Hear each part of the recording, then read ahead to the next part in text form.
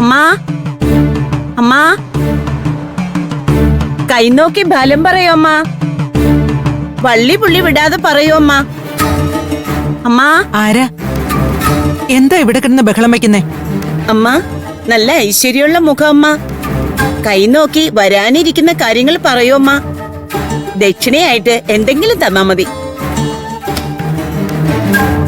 ഇനി ഈ പ്രായത്തിൽ വരാനിരിക്കുന്ന കാര്യങ്ങളൊന്നും എനിക്ക് അറിയണമെന്നില്ല. നിങ്ങൾ വേഗം പോവാൻ നോക്ക്. അമ്മ അമ്മയുടെ ഭാവി കാര്യങ്ങൾ അറിയണ്ടെങ്കിലും അതിന് താഴെയുള്ളവരുടെ കാര്യങ്ങളൊക്കെ അറിഞ്ഞിരിക്കാലോ. ലക്ഷണപ്രകാരം അമ്മയുടെ കുഞ്ഞുങ്ങൾക്ക് കാലം അത്ര നല്ലതല്ലാന്ന് തോന്നുന്നുണ്ട് അമ്മ. അതുകൊണ്ട് അകത്താരെങ്കിലും ഉണ്ടെങ്കിൽ അവരുടെ കൈ നോക്കി ഫലം പറയാമ്മ. ആ അമ്മ എത്തിയോ?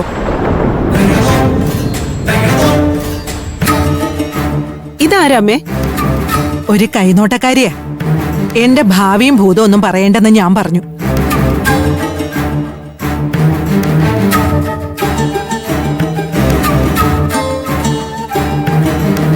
അമ്മ ഇവരുടെ കാര്യാ ഞാൻ പറഞ്ഞത്.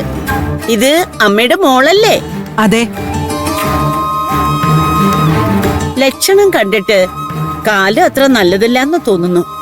കൈ കാണിച്ച കൃത്യമായ കാര്യങ്ങൾ പറഞ്ഞു തരാം. എന്തായാലും വന്നതല്ലേ, എന്റെ കൈയൊന്ന് നോക്കിയാട്ടെ.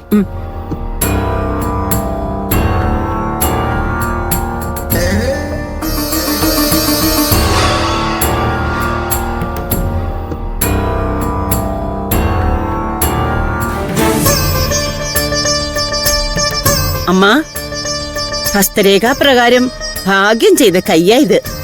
സന്താന ഭാഗ്യവും ലക്ഷ്മി കടാക്ഷവും ആവോളം ഉണ്ട്. എന്നിരുന്നാലും ചില ദോഷഫലങ്ങൾ കാണുന്നുണ്ടമ്മ.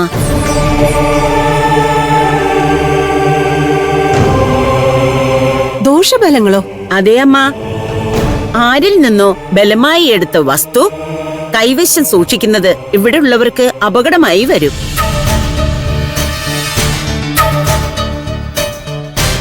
ചിലപ്പോ ജീവഹാനി തന്നെ സംഭവിച്ചേക്കാം.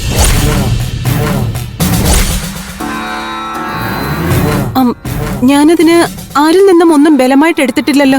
അങ്ങനെ വരാൻ വഴിയില്ലല്ലോ. ആരുടെയോ ഒരു മുതൽ അമ്മ കൊടുക്കാൻ മറന്നുപോയതോ അല്ലെങ്കിൽ മനഃപൂർവ്വം കൊടുക്കാതെ ഇരുന്നതോ ആയി കാണുന്നുണ്ട്. അതെത്രയും വേഗം കൈവശത്ത് നിന്ന് മാറ്റിയേക്കണം. അല്ലെങ്കിൽ അമ്മയുടെ വരും തലമുറയ്ക്കും എല്ലാവർക്കും അതിന്റെ ദോഷം ഉണ്ടാവും. ഇനിയിപ്പോ ആ ദേവൂട്ടിയുടെ മോതിരത്തിന്റെ കാര്യമാണോ ഇവരുദ്ദേശിക്കുന്നത്?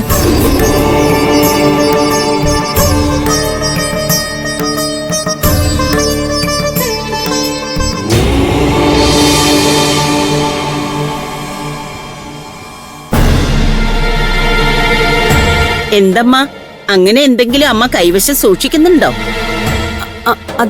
അത് പിന്നെ ദേ, ഈ മോതിരം അമ്മയുടേതല്ലേ? എങ്കിൽ അത് എത്രയും പെട്ടെന്ന് ഉടമസ്ഥന് തിരിച്ചു കൊടുക്കുകയോ ഉപേക്ഷിക്കുകയോ ചെയ്യുക.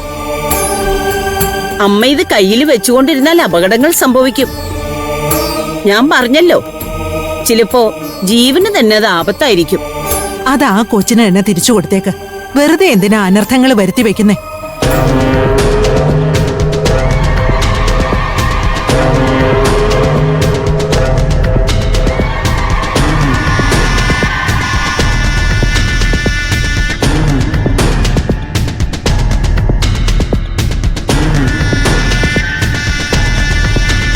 ഈ മോതിരം ഊരാൻ പറ്റുന്നില്ലല്ലോ.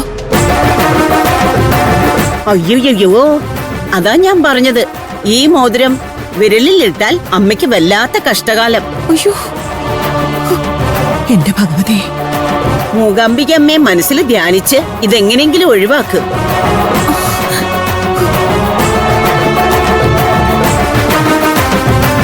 അമ്മേ മൂകാംബികേ, ഈ അമ്മയെ കാത്തോളേ.